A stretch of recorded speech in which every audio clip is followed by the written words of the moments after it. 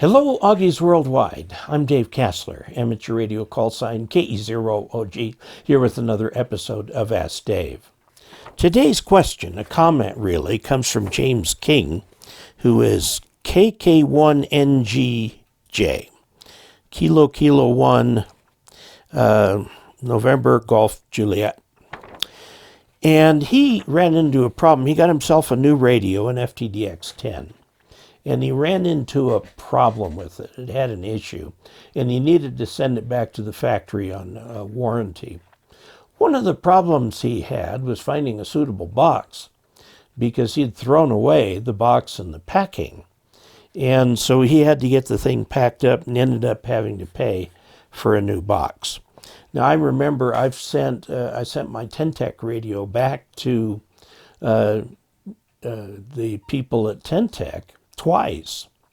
And the first time I had lost the box, and so I had to come up with some weird packing for it, and they sent me a new box, and then I had to send it back to them, and I used that box.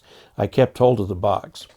The moral here is you don't know when, if, where, what you're going to have to do with your radio. And I will tell you, don't think just for the present.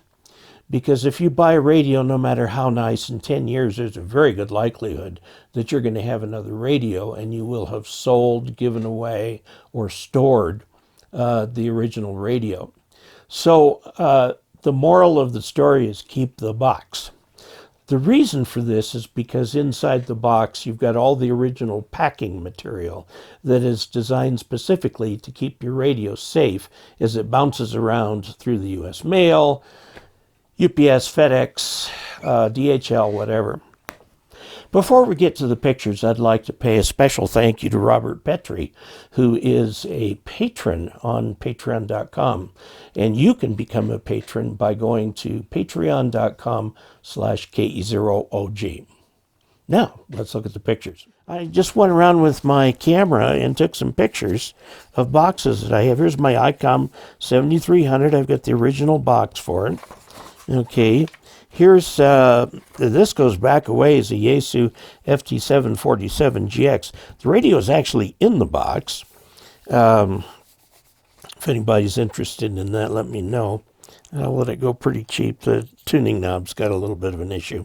But I also noted that next to it, I have this box for the FT7800R, which is a Yaesu mobile radio, and I've got the original box for that too. And then here's the Xiegu X5105. I've got the original box. I got that from MFJ. It was sent to me free for review.